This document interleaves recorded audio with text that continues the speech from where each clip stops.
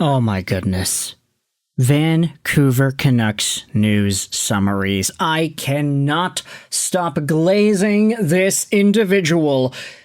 They went out there and posted an entire 2-part summary of Patrik Allvin'S interview yesterday on the 100% Canucks podcast with Landon Ferraro and John Shannon.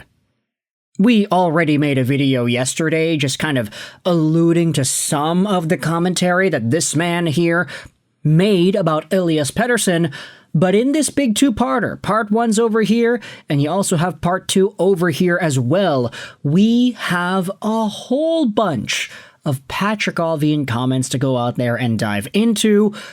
This is going to be a shorter video than the full podcast, but of course, this is just more of a summary and me interjecting with my own thoughts and commentary in the process.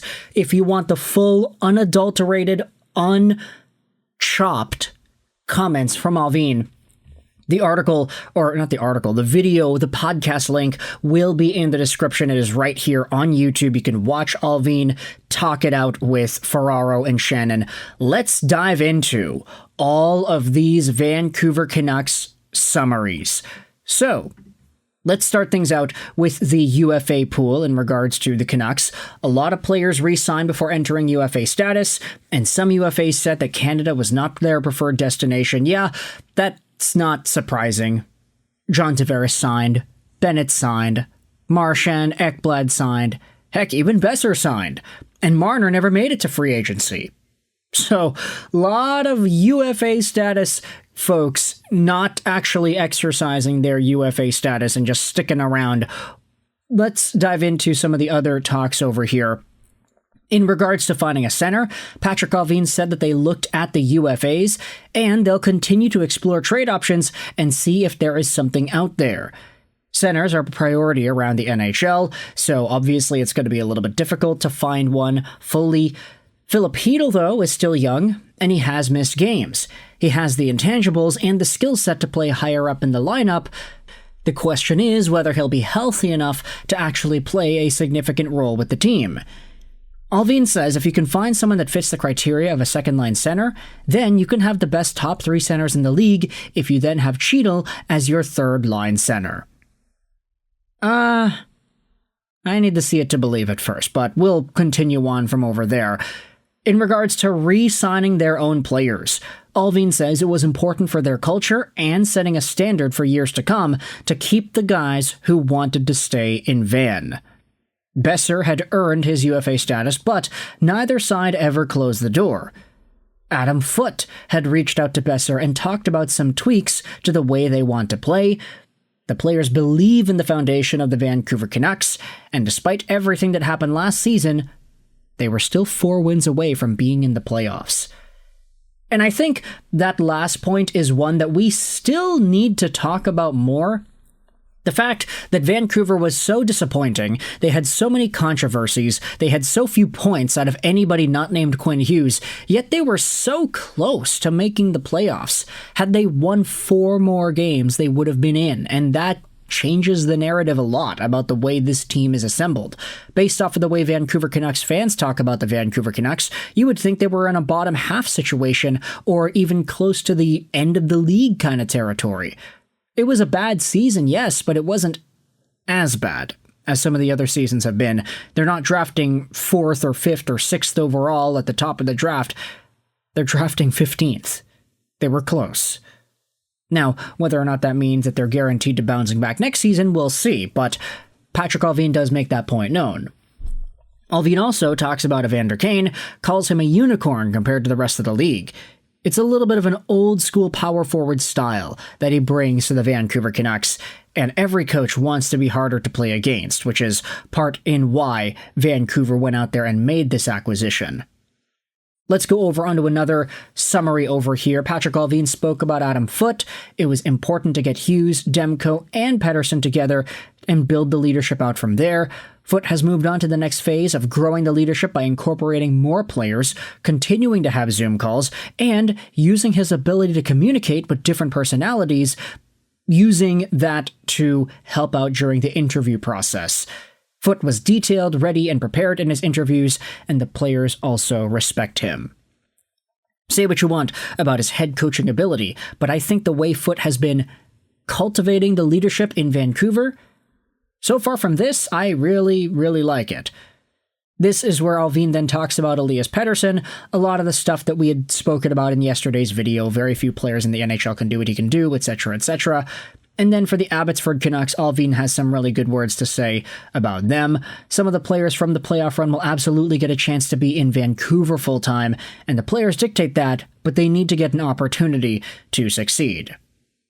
Let's dive into the second of the summaries over here, because there are some other things to talk about in regards to day-to-day management, Thatcher Demko, and more.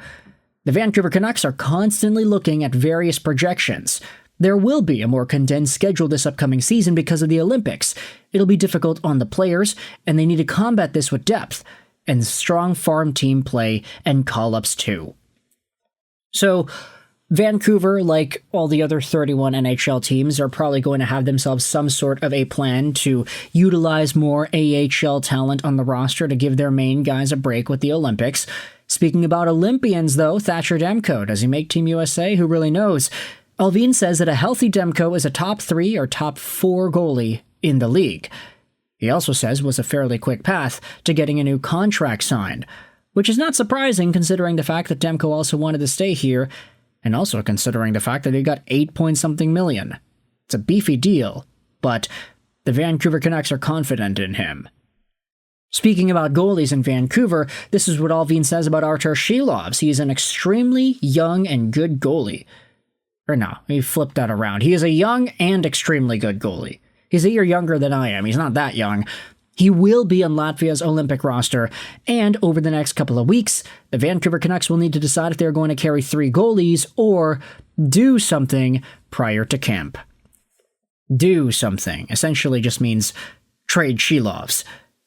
Allvin also talks about the bottom 6. He feels that the bottom 6 is harder to play against. They can kill penalties too. He specifically mentions Linus Karlsson fighting for a National Hockey League spot as well. And then when it comes to breaking into the NHL, Allvin says the hardest thing in the NHL is consistency. You also need to understand your identity and role. He mentions Daniel and Henrik and how important they are in establishing that aspect with these other players here. And finally, the last summary that Allvin had, he talks about development camp and the prospects. Braeden Cootes stood out, great personality, and you can tell he has been a leader. Alexei Medvedev is very athletic with a great personality. He has an energy around him. Allvin says that Vilmer Albriksson looks ready. Basil Sansonens is going to play pro hockey in Switzerland, and he's added 20 pounds since his draft year and is at 6'4", 225 now. Allvin says he might be forced to do with the gross grind with his kids this week, and he says the Sedins are perfect human beings, and we're very fortunate to have them around. In regards to the work ahead, there is still work to do. It never ends. So, one more time, big shout out over to Canucks News Summaries, who summarized all of the Patrik Allvin notes from the 100% Canucks podcast, with Landon Ferraro and John Shannon. Again, this was just an 8-9 minute video on YouTube. You can go out there and listen to the full podcast if you want to get more of Allvin's thoughts and just the words that he uses himself. This was just a summary and a recap, plus me interjecting with my own thoughts, and I think that there is still some stuff to go over in regards to that. Oh, was there another thing that we had missed? Ah, there is. Patrik Allvin also spoke about Mrtka, his own career, and last season. Oh boy, look at that at the bottom there. Frustrating when you have key players injured, but you can't use that as an excuse. Injuries create opportunities for young players.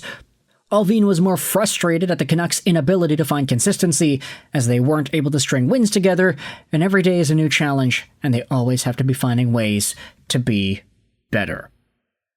I guess that's a good way to end off this video, right?